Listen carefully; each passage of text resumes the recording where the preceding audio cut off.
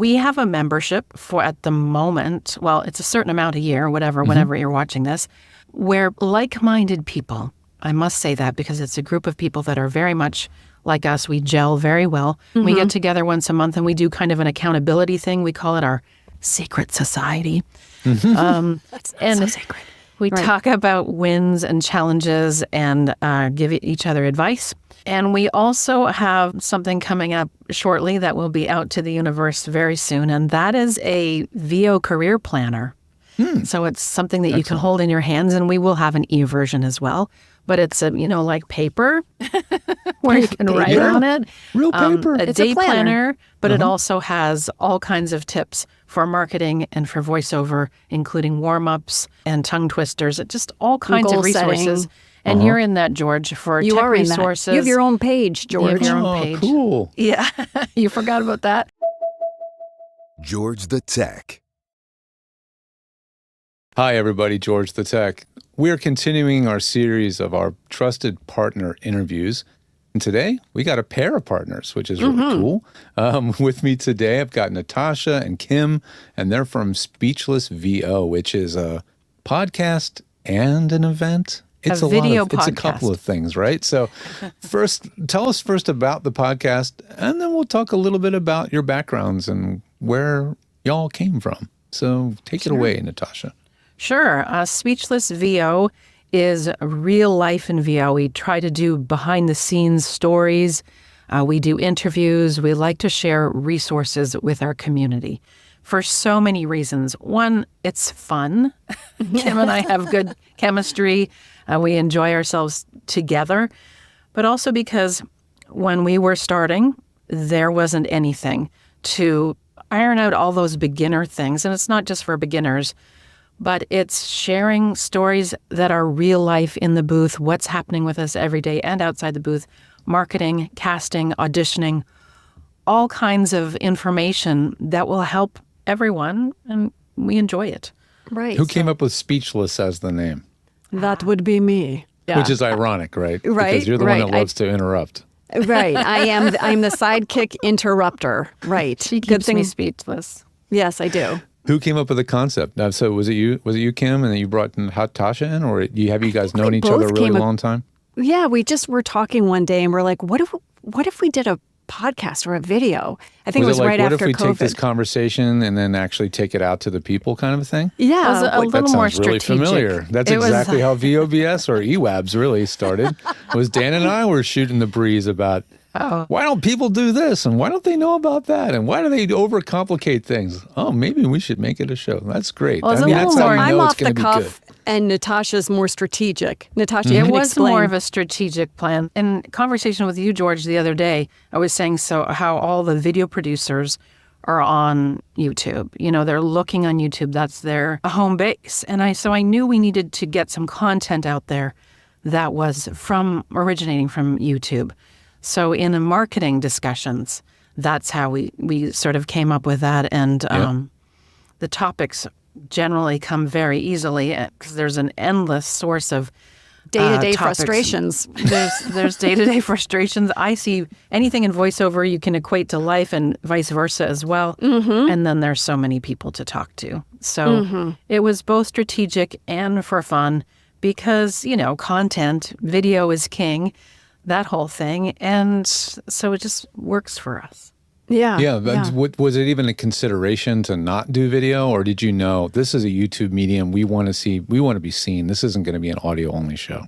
That's a good question. The podcast portion of it actually didn't happen until year 2 or year 1 or end of year 1 or year 2. End of year 1? I don't know. Yeah. So you we started didn't out of the gate right to video. Yes. Right to video. Yeah. And then we realized, podcasting is kind of a thing. So maybe we should put this on all the channels. But this is what's so confusing about the word podcasting, right? Because it used to mean a podcast is an audio file that you download on your phone, you listen to. Now podcasting has really seemed to created this umbrella of like really anybody who creates longer form content and puts it up online for free. That seems, and so that concludes YouTube in a way. Yeah. Well, we called it a web show, a webcast. There's all these different terms. And now video podcast seems to be the right thing that the kids are saying. I don't know, or just podcast. Do you release it in an audio format or as a video audio format? both, all the things. So YouTube, obviously, all video. But when we put it on, it's now Spotify. It was Anchor FM. Yeah. And so we started just adding our audio version to that. And then all of a sudden they said, well, you can do video as well. So we have video and audio on Spotify and video on YouTube. So all the things. All the things. Covering all the bases. So yeah, I think that's, and I haven't really explored deeply about how Spotify releases video podcasts now, but I'm starting to see more podcasts that I'm a listener of offer a video format, and it's sort of all wrapped up into one thing. So if you put your phone in your pocket or whatever, it's an audio podcast. If you pick up the phone and open the Spotify app, all of a sudden, oh, there's a video. These people are talking to each other. Is that how it works for you guys too? Yeah, and think of all the content we can make from just the video itself. I mean, you can drop little snippets in for TikTok and Instagram, all the things. So it really provides a lot of marketing opportunities for us as well. But I also like that basic idea. Real estate agents always would have their picture on their business card. And so it's that same idea. I felt like getting to see us was so much more helpful to the buyer, so you could really get to know our personalities, because you can only see so much, obviously, with audio in your mind's eye. But to see us, really get a sense of who we are. So yeah, being able to connect with the buyer, as you guys know, being professionals in voiceover. How many years do each of you have in pursuing voiceover professionally? Yeah, so I've been in voiceover since 2011. When did you quit your day job? Or did you ever quit your day job? Yeah, I did. I think it was like 2013. Yeah. 2013. That's awesome. How Yeah. about you, Natasha? I've been doing it since 2006, January 2006. So I think that's 19 years or something at this point. Oh my gosh. And it was a day job, radio day job. Got pregnant, started voiceover. So the birthing of children stopped my day job. As it does most of us. Segued beautifully, yes. It segued beautifully into voiceover. Fantastic. Many moons ago. That's roughly about when I discovered the voiceover industry as a profession, was in 2005, I think it was. So, it's great. I feel like there's a lot of us now that are in a very similar boat in terms of years of experience getting into the industry. And I've interviewed and I know a lot of people, as I'm learning about all of you, interviewing you, which is fun. Yeah. I'm learning that many of you started 15 to 20 years ago when I was getting started. So there's like this common thread of like, we're all veterans. We're 15 plus years, and we've been in the trenches a long time, and we're learning what works and what doesn't, and adapting. And adapting is a good word, because everything changes so much has changed so much and continues to change and shift, and to keep up with all the trends, it's hard. It's hard. I know it's hard. And it's harder than ever, of course, because of the elephant in the room of always, which is AI. Yeah. Is understanding what it's good for, what it's not, what it actually is going to do to our industry or our jobs, and what it isn't. And it's just it's like we've taken what was already competitive and just, had a set of challenges, and then we stuck it in a freaking time machine blender and said, all right, let's add this other new crazy ass ingredient that will constantly change, vary, strengthen, and distract you endlessly. And won't hurt our confidence at all. Right. Yeah. Yeah, it won't shake me. Yeah, I know, totally. Do you, I don't need to go too far into an AI tangent, but it is the topic du jour that we're all talking about. Do you find there's very specific things that you have learned to actually embrace and use that really is beneficial to what you do? Mm-hmm. Yes. Yeah. I think from a marketing perspective and a content creating perspective, we just sometimes ask ChatGPT, give us some ideas about blah, blah, blah. Expand on this, or create... I'm not going to tell all our prompts, because that's don't need to do that. Hey, no, I heard an interview of a lady the other day by, I think it was actually Mark Scott. Why am I? Yeah, Mark Scott. That's correct. Mark Scott, and it was a lady who was a certified prompt engineer. So what? Certified. I didn't even know this was a thing. So I you can did get not certified either. as a prompt engineer. Who certifies that? That's what I don't want to know. Well, it's I don't intriguing. know, I but, would like to But anyway, look I into guess that. my point is that the actual prompts are the secret sauce. Yeah. Like that is like when you learn what to enter, the prompt is everything, right? So Kim's you really guys good have at it. learned to wordsmith these prompts. It sounds Yeah. like you're really getting into it. Yeah. We do use it. Otherwise, you're just going to get, horrible answers. You have to ask them really clever questions and know what to say in order to reap the rewards that it actually does have. Absolutely. That is for sure. I got distracted a bit with AI. I had COVID at the very beginning of the year. So I was laying in bed with my laptop and I was like, I've always wanted to have an AI version of myself. How would I do that? And I did. I made a chatbot, right? You did? So yeah, on my website, I have a chatbot that you can access, and it's every Oh my episode of every gosh. YouTube, everything I've ever published is all in this. Oh my What? gosh. AI George, yeah, crazy. AI George. Trying to get away from the words chatbot because that has a really negative connotation in terms Yeah. of like branding and everything. So I'm trying Yeah. to throw. But anyway, it's enough about me.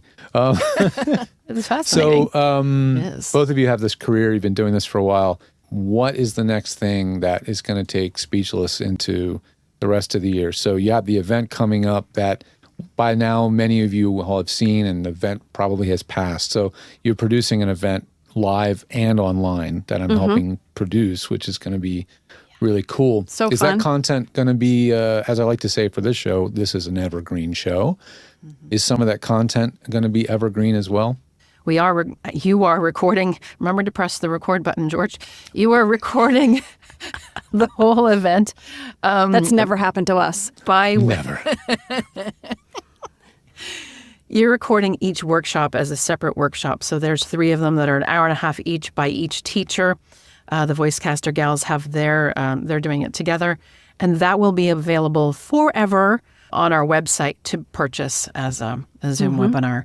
So yes, so that is evergreen. We also have other things going on. So we have a membership for at the moment, well, it's a certain amount a year, whenever you're watching this, where people, like-minded people, I must say that because it's a group of people that are very much like us. We gel very well. Yeah, we get that's together. important. Yeah, we get together once a month and we do kind of an accountability thing. We call it our secret society. That's And so sacred. we Right. talk about wins and challenges and give each other advice. So that's our membership group. And we also have something coming up shortly that will be out to the universe very soon. And that is a VO career planner. So it's something that you can hold in your hands, and we will have an e-version as well. But it's like paper where you can write Yeah. on it. Real paper. A It's a day planner. planner, but it also has all kinds of tips for marketing and for voiceover, including warm-ups and tongue twisters, just all kinds Goal of resources. setting. And you're in that, George, for You tech are in that. resources. You have your own page, You have George. your own Oh, page. cool. Yeah, you forgot about that. So that's coming out shortly, and we look forward to sharing that with the public. And they'll find that on your website? They will when it exists. We also have a challenge coming up that whenever this show comes out, we may or may not be in or out of it, but we'll have other challenges coming up. In September 2024, we have a LinkedIn challenge. We're partnering with Tracy Lindley. We're doing a 3-week LinkedIn challenge with our community. And then we will have other challenges as we go along. And just all kinds of things that we feel are fun and valuable. And helpful, to- yeah. Yeah, to us your and our career. community. Anybody in our business who's been at this a long time and knows Tracy, we immediately associate her with LinkedIn, right? Right. Pretty amazing, right? Being Right. able to attach yourself to something and that people identify you as an expert in, right? That is, Yeah. that's Right. why VOBS was on. That's why we did it for 13 years. I mean, we Right. weren't making money doing it. It was a branding establishment, Yeah. And I think for Speechless, we feel like we want people to view us as community and resource. When they think of community and resources, we want them to think of us in the same way. Would you add anything to that, Natasha? Yeah, well, fortunately, somehow, miraculously, I started helping people with Voice 123. So I'm one of the V123 pros, And we'll be integrating that into a challenge with the speechless audience in 2025 and helping people with that. Certain people like Danny States has voiceover view. Right. She's done a tremendous job of creating this business We're naming all for of these herself. people that we've actually already interviewed. They're right on the Trusted Oh my Partners gosh. page. Oh, really? You're in good company. There are other Yeah. interviews with these folks we're mentioning, Danny and Tracy and others, because I love now finally being in a place where mentally or whatever it is, where I realize how important these partnerships are. Yeah. Our business was always and will always have been strongly based on referral. And to now have Right. formalized ways to make that, what do you call this, an exchange of energy? Yeah. love Other that. than thanks for the referral, but just have these systems in place and be able to and share all that and have a system and have the communication and on at last. And also, I've always just been on other people's shows. So to Right. finally have topics to talk about genuinely and share with our audience and learn from you and teach them and everything is hugely valuable. So Yeah. I'm so glad Great that you guys are a part of this. Oh, so are we. Yeah, Thank thanks. you. So are we. We look forward to sharing your services with our audience and also picking up the phone when we're in an emergency. Yes, which I just used, by the way. Oh, yeah, you did. That's Yeah. right. You did. Who helped you? Mike McGonigal. Mike McGonigal. And he was great. And he picked up the phone right away. And my session went smoothly. My session was within the hour. And I was like, huh? And he helped me. It must have been a big session. It's not. It was. It's not cheap. I know. Calling the emergency hotline is But not cheap. you do but what you got to do. It's was worth it That in was spades. years in the making to have that hotline. Congratulations, George. It looks like a So well-oiled machine. I'm proud of it. Yeah, it was very hard to get it set up. As if it worked well, that's a lot of experimenting, and it's human prompt engineering.